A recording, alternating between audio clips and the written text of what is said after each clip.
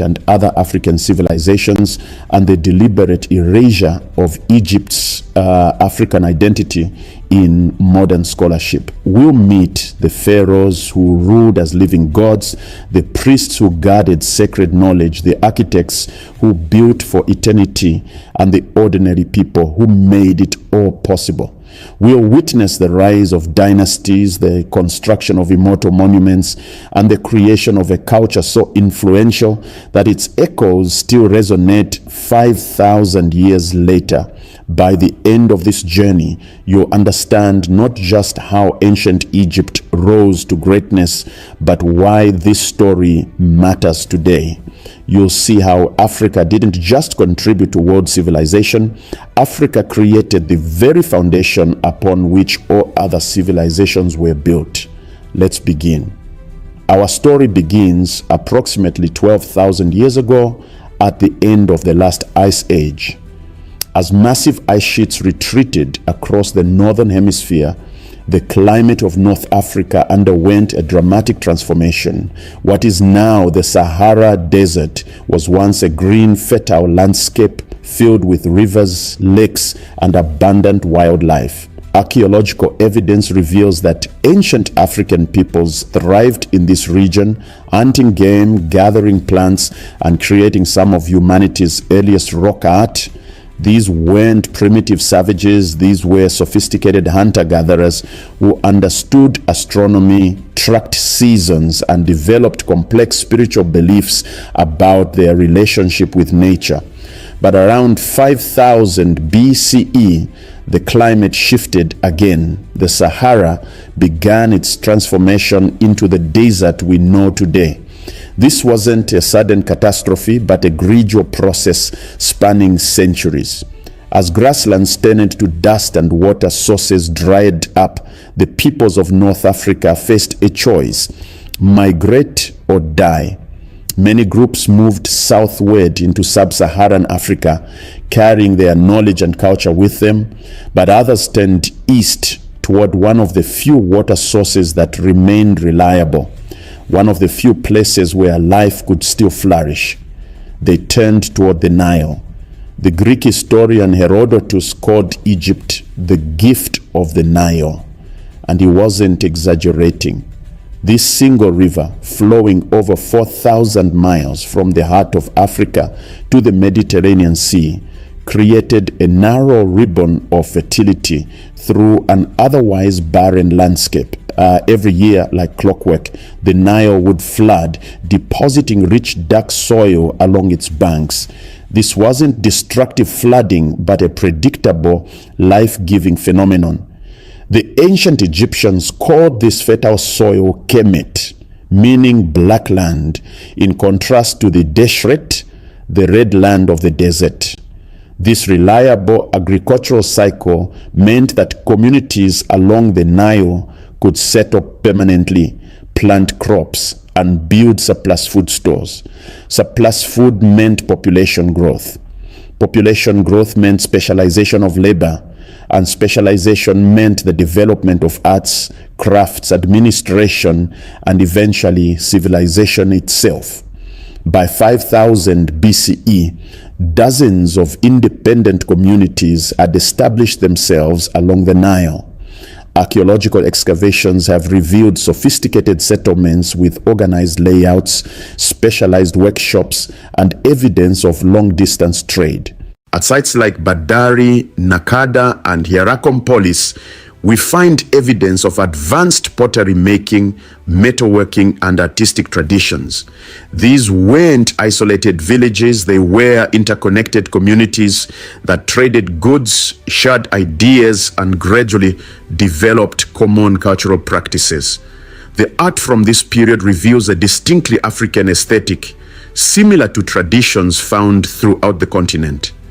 Elongated figures, ceremonial objects, and spiritual symbolism all point to shared cultural roots with other African peoples. Over centuries, these communities began to coalesce into two distinct regions. In the north, where the Nile spreads into the Mediterranean, numerous settlements formed what would be called Lower Egypt. represented by the red crown. In the south, along the narrow river valley, communities united into Upper Egypt, represented by the white crown. These weren't just geographical divisions. They represented different cultures, different deities, and different ways of organizing society. Lower Egypt was wetter, more accessible to foreign trade, and culturally diverse. Upper Egypt was more isolated, more traditional, and maintained stronger connections to African spiritual practices. This is crucial to understand. Ancient Egypt did not develop in isolation from the rest of Africa. Archaeological and genetic evidence shows clear connections between early Egyptian populations and peoples from Nubia to the south, the Sahara to the west, and the Horn of Africa to the southeast. The religious practices, burial customs, artistic styles, and social structures of pre-dynastic Egypt all show African origins. The worship of animal deities, the importance of ancestor veneration, the concept of divine kingship, all these are fundamentally African traditions that Egypt would refine and elaborate, but not invent. Particularly important was the relationship with Nubia, the land immediately south of Egypt. Nubian culture was, in many ways, more advanced than early Egypt. Nubia had earlier kingdoms, earlier monumental architecture, and maintained crucial trade networks, bringing gold, ivory, ebony, and exotic goods from deep in Africa. By 3500 BCE, the stage was set for something unprecedented in human history. The Nile Valley had everything needed for civilization: reliable food sources, natural defenses in the form of deserts on both sides, a highway for transportation and communication in the form of the river, and most importantly, a population of skilled, innovative people with centuries of accumulated knowledge. Settlements were growing into towns, towns were developing hierarchies, local leaders were becoming chiefs, chiefs were becoming kings, and kings were looking beyond their own borders, dreaming of something greater. The age of the pharaohs was about to begin. Before we meet the legendary pharaohs who would unite Egypt, we must understand the people they ruled.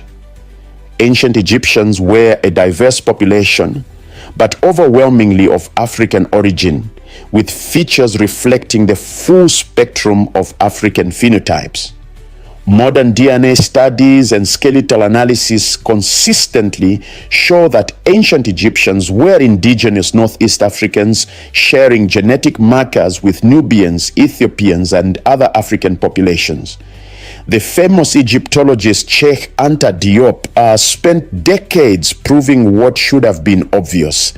Ancient Egyptians were Black Africans. Pre-dynastic Egypt was divided into approximately 42 regions called nomes, each governed by a local ruler called a nomarch. These nomarchs controlled irrigation systems, collected taxes, administered justice, and commanded small armies. Some nomarchs were more powerful than others, controlling strategic locations, fertile lands, or important trade routes. Competition between these local rulers drove innovation in warfare, administration, and monument building. Each wanted to prove their power and secure their legacy. One of the most mysterious figures from this period is known to us only as Scorpion, named after the hieroglyph symbol found near his ancient artifacts. The scorpion mace head discovered at Hierakonpolis shows a ruler wearing the white crown of Upper Egypt, performing ceremonial irrigation ritual. Scorpion appears to have been one of the first rulers to attempt unification of multiple nomes under a single authority. Archaeological evidence suggests he controlled a significant portion of Upper Egypt and may have conducted military campaigns into Lower Egypt, but ultimate unification would fall to another. Around 3100 BCE, a king named Nama, possibly the same person remembered in later tradition as Menes, achieved what no one had before. He conquered Lower Egypt and united the two lands under a single crown. The famous Nama palette commemorates this achievement, showing the king wearing both the white crown of Upper Egypt and the red crown of Lower Egypt. On one side of the palette, Nama is shown wearing the white crown, smiting an enemy with a mace. On the reverse, he wears the red crown, inspecting the decapitated corpses of his enemies. The message is clear. Through military conquest, the two lands have become one. Nama established his capital at Memphis, strategically located at the junction between Upper and Lower Egypt. From here, he could control both regions, monitor the crucial trade routes, and project power in all directions. With this act, ancient Egypt as we know it was born, and the age of the pharaohs began. But Nama wasn't just a king in the ordinary sense.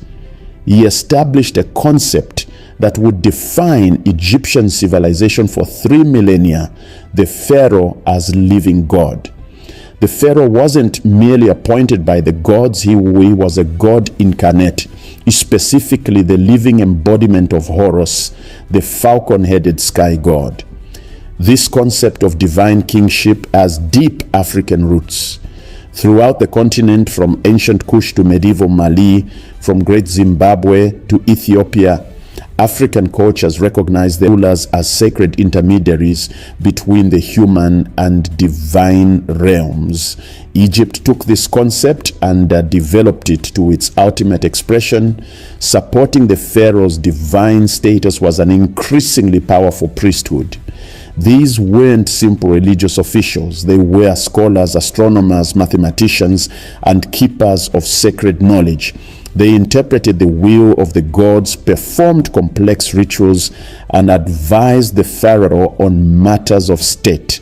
The most important priests served in the temples of major deities like Ra, the sun god, Osiris, the god of the afterlife, and Ta, the creator god. But every nome, every town, every village had its local deities and local priests. Religion permeated every aspect of Egyptian life, from the grandest state ceremony to the humblest farming ritual. Behind every great pharaoh stood brilliant architects and engineers. Men like Imhotep, who would later serve Pharaoh Djoser in the Third Dynasty, represented a class of highly educated, highly skilled professionals who turned royal visions into stone reality. These architects understood geometry, astronomy, materials, science, and logistics. They commanded vast workforces, organized supply chains stretching hundreds of miles, and solved engineering problems that still impress us today. They were the unsung heroes of Egypt's golden age. Perhaps no group was more important to Egyptian civilization than the scribes. In a society where literacy was rare, scribes held enormous power. They recorded royal decrees, calculated taxes, documented legal proceedings, copied religious texts, and maintained the historical records that allow us to know this story today. Becoming a scribe required years of training, learning thousands of hieroglyphic symbols, mastering several scripts, and understanding mathematics, law, and religious texts. But the reward was significant. Scribes could rise to positions of great authority regardless of their birth status. It was one of the few paths to social mobility in ancient Egypt. But Egypt's greatness wasn't built by pharaohs, priests, and scribes alone. It was built by millions of ordinary people. Farmers who worked the fields, craftsmen who created beautiful objects, soldiers who defended the borders, sailors who navigated the Nile, and laborers who built the monuments. Recent archaeological work has revealed that these weren't slaves, as Hollywood would have us believe. They were paid workers, often organized into specialized teams with housing, food rations, and even medical care provided. They took pride in their work, leaving behind graffiti marking their team's accomplishments. We must also recognize the crucial role of Nubia in Egypt's development. Nubians weren't just neighbors or conquered peoples, they were partners, rivals, sometimes rulers, and always an integral part of Egypt's story. Nubian kingdoms had their own pharaohs, their own pyramids, their own sophisticated culture. At times, Nubian pharaohs ruled Egypt itself, particularly during the 25th dynasty. The relationship between Egypt and Nubia was complex, but fundamentally, it was a relationship between African siblings, not between Europe and Africa, as later colonial narratives would suggest. With Nama's conquest around 3100 BCE, Egypt entered the dynastic period. The first dynasty established Memphis as the administrative capital and began the process of integrating two very different regions into a cohesive state. This wasn't easy. For generations after unification, tensions remained between Upper and Lower Egypt. Early pharaohs spent much of their energy balancing competing interests, suppressing rebellions, and creating new traditions that could unite both regions under a shared identity.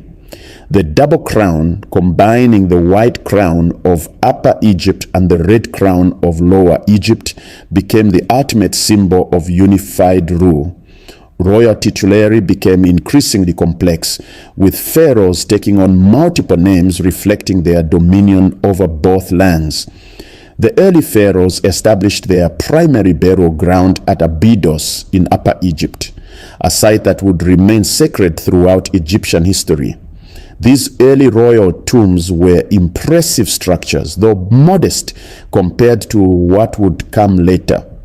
Inside these tombs, archaeologists have discovered sophisticated grave goods, finely crafted furniture, jewelry, pottery, and even wine jars labeled with vintage years. This was a civilization already developing complex industries, trade networks, and a refined aesthetic sense. Disturbingly, evidence from First Dynasty tombs suggests that royal burials included human sacrifice, with servants killed to accompany the pharaoh into the afterlife. This practice, found in several early African kingdoms, would eventually be abandoned in favor of symbolic servant figures called Ushabti. The Second Dynasty and internal conflict. The Second Dynasty was marked by internal religious and political conflict. Some pharaohs of this period took names associated with Set, the god of chaos and the desert, rather than Horus, suggesting a power struggle between different factions or regions. Archaeological evidence shows that several Second Dynasty pharaohs faced serious rebellions. Some monuments were deliberately damaged, some records were erased, suggesting violent political upheavals. Egypt's unity was still fragile, still being tested. The last pharaoh of the Second Dynasty, Khase-Khemui, managed to restore unity, taking a name that meant the two powers appear. His reign marked a turning point, setting the stage for Egypt's first true golden age. Around 2670 BCE, Pharaoh Djoser commissioned a tomb unlike any seen before.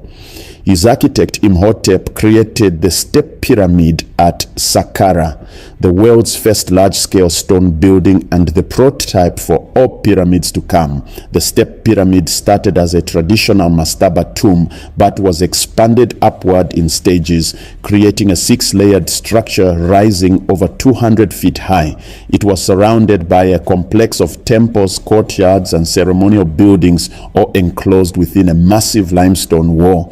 Imhotep himself would be remembered as one of history's greatest geniuses, later deified as a god of wisdom and medicine.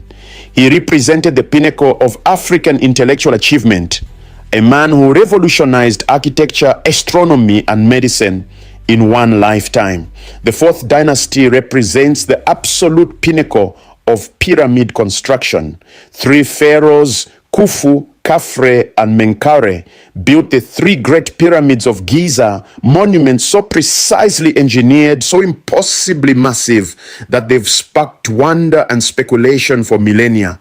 The Great Pyramid of Khufu completed around 2560 BCE, contained approximately 2.3 million stone blocks, some weighing up to 70 tons, transported from quarries miles away and assembled with gaps between blocks smaller than a human hair. It stood 481 feet tall, making it the world's tallest structure for over 3,800 years. How was this achieved? Recent archaeological discoveries suggest a combination of methods: ramps, both straight and spiral, water channels for lubrication, teams of workers organized with military precision, and possibly technologies we've yet to fully understand. Excavations of workers' villages near the pyramids reveal that these monuments were built by paid Egyptian workers, not slaves. They lived in organized towns, received regular food rations including meat and beer, and had access to medical care. Graffiti left by work gangs shows pride in their labor, with teams competing for prestige.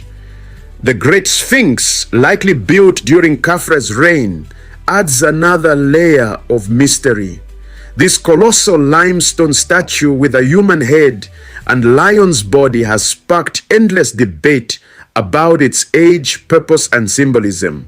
Some evidence suggests it might be even older than the pyramids themselves, possibly carved from a natural limestone outcrop in pre-dynastic times. 5th and 6th dynasties, refinement and expansion.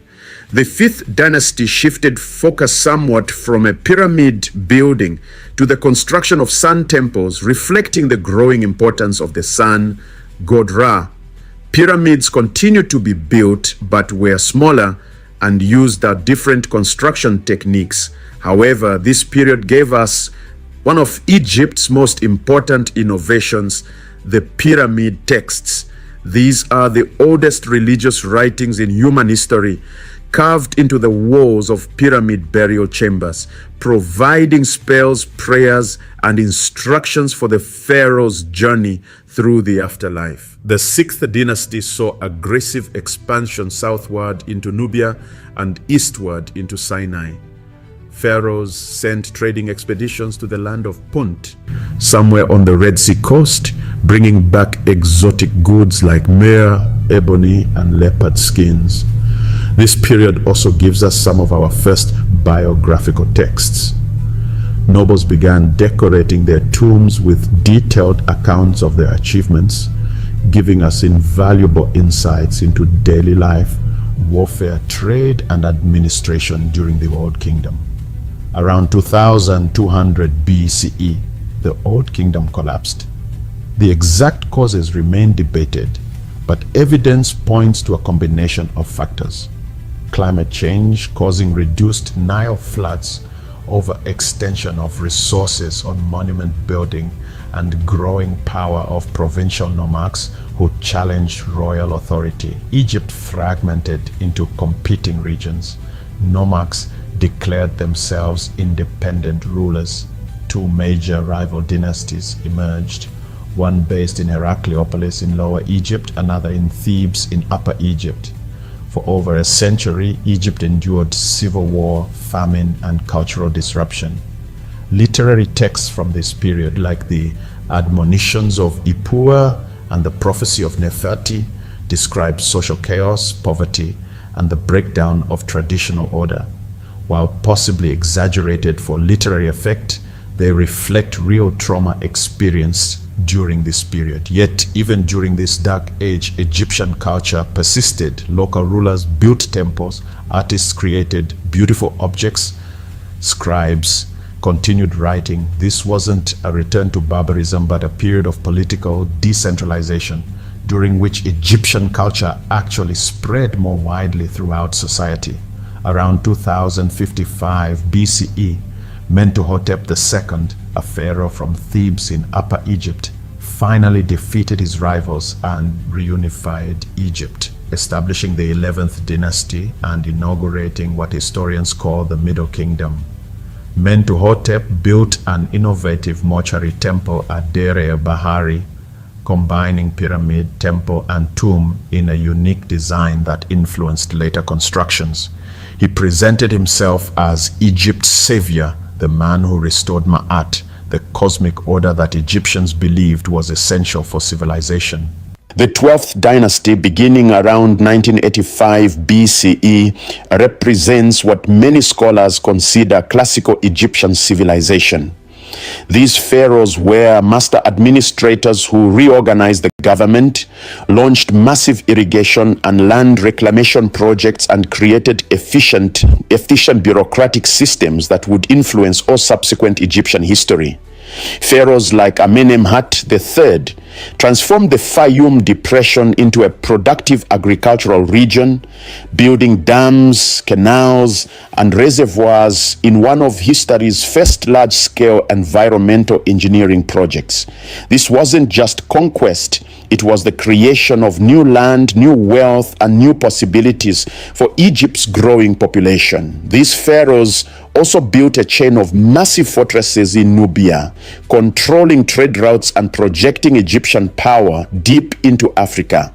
These weren't simple military outposts, but sophisticated administrative centers with complex layouts, multiple defensive walls, and impressive architectural features. The Middle Kingdom also produced Egypt's greatest literature. The story of Sinuhe, the tale of the shipwrecked sailor, wisdom texts, and love poetry all flourished during this period. Egyptian language evolved to its classical form, the standard that would be taught to scribes for centuries. Middle Kingdom art became more realistic, showing pharaohs with careworn faces rather than idealized perfection.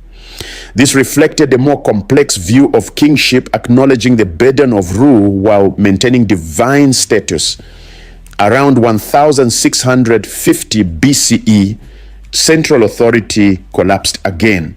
But this time, Egypt faced something unprecedented: foreign invasion and occupation.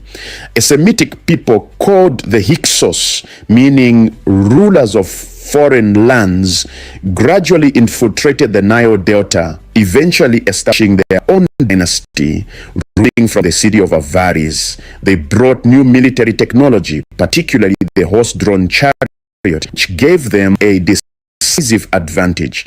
The Hyksos adopted culture, worshipped Egyptian, and used Egyptian administrative systems. They didn't destroy Egyptian civilization, but ruled as pharaohs themselves.